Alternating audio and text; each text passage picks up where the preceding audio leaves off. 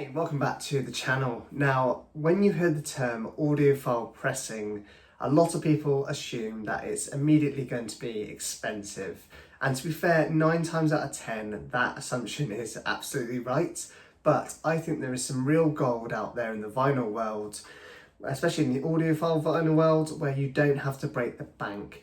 So today on the Vinyl Narrative, I want to take you through a selection of records in my collection that I personally class as an audiophile pressing, even if it doesn't explicitly say it on the hype sticker. I've also made a point of showcasing a mix of genres here because I don't think the term audiophile kind of belongs to a certain style of music, and these are all records that are currently in print and they're under £45. Think of these as essentially gateway audiophile records, which is absolutely perfect if you're just starting to explore better sounding pressings, but up until now the high prices have kind of put you off. Now my first pick might shock some vinyl collectors, but I believe that Daft Punk's Random Access Memories is absolutely something that you could class as an audiophile release. Now what made this album so distinctive and incredibly special and rare for its time was that it's actually an ADA recording, so that's analog recording, digital mixing and analog mastering. And actually the recording process of this record, this fantastic album, was really fascinating actually, because they recorded this both simultaneously to tape and to Pro Tools as well, which the reason why they did so Thomas and Guiman, the reason why they did that was because they wanted to, at an individual instrument track level, determine which source sounded better. So it's a bit of a mixed economy. There are some kind of digitally recorded instrumentation and vocals on here, and then there's also some analog in there. In terms of the mixing of the album, that was mixed digitally in Pro Tools, and the mastering was kind of a mixed economy as well. So most of the digital and CD releases of this record, or album rather, they used the digital master, whereas most of the vinyl releases used an analog master. And if your head is starting to hurt, I don't blame you, but musically, this is just an all-out audiophile masterpiece, especially when it came out. Modern music at the time was extremely loud, it was heavily digital, and pretty much most stuff was actually created in the box rather than going into a studio and recording everything to tape and things like that. That was incredibly rare. So this album feels like a real throwback. It's got real instrumentation, analog recording techniques, and then it almost has like the cliche thing of a warmth that kind of it actually felt really rebellious at the time to release an album like this. And even the songwriting and compositions that feature across this record, they feel more rooted in like the 70s and 80s sounds. In many ways, it's very similar to it's probably closer actually to Steely Dan's Asia than it is to electronic dance music or even Daft Punk's fantastic debut record, Homework. And I think the way to listen to this record is it has to be on vinyl. Everything just benefits from that. You get that wonderful separation of the instruments, you get this really wide soundstage and like a subtly applied compression as well, and just the detail in things like the drums and the guitars, the tonality of the vocals, and of course that the vocoder performances by the two robots themselves. It's genuinely stunning. So this is a UK original pressing that I bought on release day. It's pressed at optimal media like most of the pressings of this album are, and it sounds absolutely phenomenal. I put it on the other day and I was just genuinely shocked how good it still sounds, and I almost forgot how good it sounded. But honestly, I think any of the subsequent represses or the anniversary reissues will do the job just as well. You don't have to hunt out a first pressing, you can get the easily in print anniversary editions and they sound fantastic too. And I'd say if Steely Dan's Asia was like the hi-fi store demo record of the 70s and the 80s and the 90s, this is certainly the demo record of the 2020s. I'd expect to see this in any kind of hi-fi store where people want to kind of test out the system that they may be looking to buy. So there we go. Daft Punk's Random Access Memories. And speaking of Asia, you simply couldn't do an audiophile recommendations video without mentioning one of the absolute titans of the high-end recordings world. Of course, it's Steely Dan's Asia. It's just an absolute masterclass in recording engineering. And Donald Fagen and Walter Becker, they were just meticulous, not just about the performances from the session musicians on this record, but also how everything sounded on the tape. They were simply audiophiles themselves, and it absolutely shows on this record. So you can buy many pressings of this album, and honestly, you're in a good place with most of them because, just because of how well this was recorded and mixed and mastered from the outset. But you've got those legendary Cisco original pressings, or the AB1006 pressing that are often cited as the ones to beat. But then on the kind of audiophile end of the spectrum, you've got those Analog Productions UHQR pressings at 45 RPM, which are just really highly well regarded for the clarity vinyl and the really low noise floor. But if I'm going to be talking about an affordable audiophile release of Asia, I would thoroughly recommend this pressing. This is the 2023 UME pressing or reissue, which you can pick up for around £25 to £30 brand new, but you can get it cheaper if you're going through the used market. And this is pressed at GZ Media, but don't let that put you off. This has got a surprisingly low noise floor, especially after an ultrasonic clean. There's no pops or ticks or warps, and the mastering just really shines here. You've got excellent, there's a view of the gatefolds there just before I go ahead, but you've got excellent instrument separation, and the mids and the highs on this pressing sound great. I was genuinely shocked how good this sounds for how cheap it was. So actually what I've now done is removed the UHQR pressing off of my want list. Importing that, or the Cisco copy or the original pressing to the UK would be really pricey, and frankly I just don't need to spend that amount of money on this album. This pressing is more than enough for me, and just an excellent way to experience this album. The only downside, I guess, is that I don't believe this is a AAA cut. But at this price point, I think you're still in a very, very good place. So I have to recommend Steely Dan's Asia. And this next one can absolutely be deemed an audiophile pressing, because this is a AAA all analog cut from the Rhino High Fidelity series, which is actually a mid-tier audiophile line from Rhino. And honestly, they're one of my favourite series on the market today. Rhino are kind of proving that audiophile vinyl can be affordable, and there's a market for it as well, because these titles sell out really, really quickly. Initially, they're released as kind of numbered editions and sold direct to consumer via the Rhino store. But then later on down the line, you usually get an unnumbered pressing, which ends up being distributed to independent record stores worldwide. And that's all for under $40, which is kind of remarkable given the quality and high standard of these releases.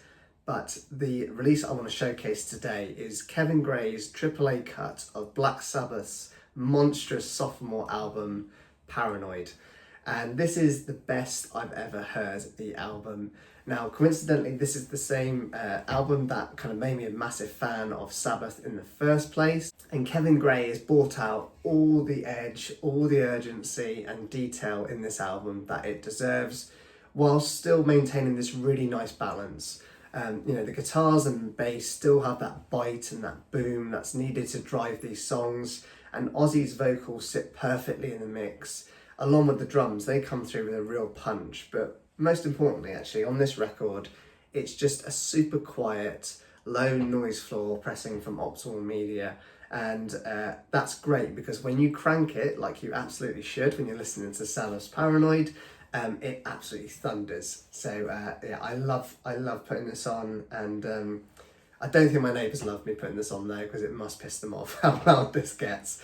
But anyway, it's a fantastic pressing. The highlights for me on this album, and particularly on this pressing, are of course the title track, Paranoid, and then you have Planet Caravan, which just really showcases Sabbath's more like jazzy side and experimental side that they had going. It's a fantastic record. You can pick this up for around $39 brand new, especially in the unnumbered edition. This is a numbered one that I managed to pick up on release day. But yeah, just go for the unnumbered. Don't pay the insane prices that people are charging for the numbered edition. There's no difference. their presser around the same time, and they all sound fantastic. So there we go, Sabbath's Paranoid. Next up is another audiophile series, but again, an incredibly affordable one. And I'm talking about the Blue Note Tone Poet series, and specifically their pressing of Dexter Gordon's One Flight Up.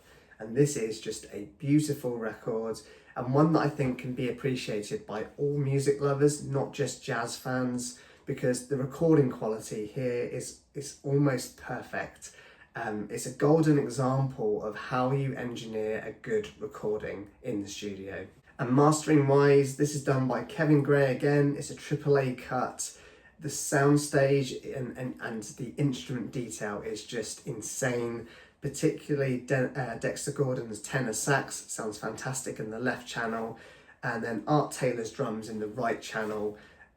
Yeah, the amount of detail you get out of that is just insane. It genuinely feels like you're in the room with the band when they recorded it. And then of course you get this kind of gorgeous tip-on jacket. There's the original sleeve that I keep in there, with the kind of special photos from Francis Wolff, in the centre of the gatefold. And it's just glossy and lovely and thick as well, which is everything that you want. And this was actually the record that turned me into a Dexter Gordon fan. You know, it's just incredible start to finish. I think if you've not heard this album before, the opening track Tanya, which is actually a Donald Byrd penned song, is just a fantastic representation of what this album can do to you, both emotionally and just sonically as well. The Tone Poet series in general, they're usually quite easy to find on the market, but we never really know how long they're going to stay in print. So if anything, I strongly recommend picking this up, because again, we don't know if they're going to repress this once it sells out. And I expect as more and more people realise how good this sounds, more of these will sell. So there we go. Next up was Dexter Gordon's One Flight Up. And now for a record that, once again, it wasn't marketed as an audiophile pressing, but it absolutely floored me how good this sounds, because this is probably my favourite album by one of my favourite artists of all time, if not the favourite artist of mine. I'm of course talking about Prince, and this is the 2020 remaster of Sign of the Times. Now, from what I understand, this was an all analog remaster from the original tapes by the legend that is Bernie Grundman, who was also the mastering engineer when this was released back in the 80s.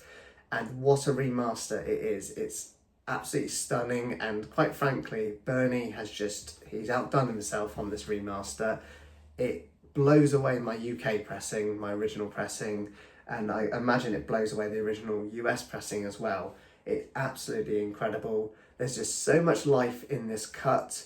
It's dynamic, it's rich in detail, and I think the biggest uplift you get from this remaster is the fidelity from the drums. You've got that famous Linn drum sound that of course you would associate with Prince in the 80s, but it absolutely pounds on this pressing right from the off with the opening title track of Sign of the Times. And just the packaging as well, this pressing is really nice. So it's a reasonably thick cardstock double spine sleeve, so it's not a gatefold. You get a gloss spot, spot gloss varnish on the front. So I won't take out the sleeve just because I don't want to lose that sticker. But it does say Sign of the Times kind of hidden in a bit of a spot gloss. But again, it came with the original inner sleeve or picture inner sleeves, but they didn't put the records in there, which was really nice. They actually came in rice paper sleeves, and it's a 2 LP pressing, of course, because this is a legendary double album from Prince. The pressing quality, now this is an Optimal Media pressing, and it's probably the best one in my collection from them. It is dead silent, literally the quietest vinyl I've ever had from Optimal Media. And it just really allows for those details in the mastering to really shine. Now, some tracks on here were better recorded than others, but that's because this album was essentially a compilation of multiple projects that Prince was working on at the time, including some material that he recorded under the Camille moniker. So you've got tracks like If I Was Your Girlfriend, which I absolutely love that song. That was a Camille track originally. But also there's some stuff here from the Dream Factory project and Crystal Ball, which he would have been doing with The Revolution, but he turned it into Sign of the Times. And, despite all of that, all this mishmash of different projects, ultimately what we got was Prince's masterpiece, in my opinion. And if you're a fan of the purple one and you want to hear him fully flex his kind of genre-bending creativity, you can't go wrong with this pressing. It's absolutely stunning and well worth the price of admission. I think you can get this for around £30 to £35 brand new. It's still in print and reasonably easy to get as well. So there we go, Prince, Sign of the Times, the 2020 remaster. Now this last one is actually my wildcard pick because live albums aren't usually considered to be audiophile, but the Stop Making Sense album from Talking Heads, and this is the 2024 remaster, is an exception of that rule because this is an incredibly well recorded and well produced live album, and quite frankly it's just one hell of a performance as well. So yeah, this is the 2024 edition. It was cut by Joe Nino Henez at Sterling Sound and it was pressed by Optimal Media, and it's just insanely good.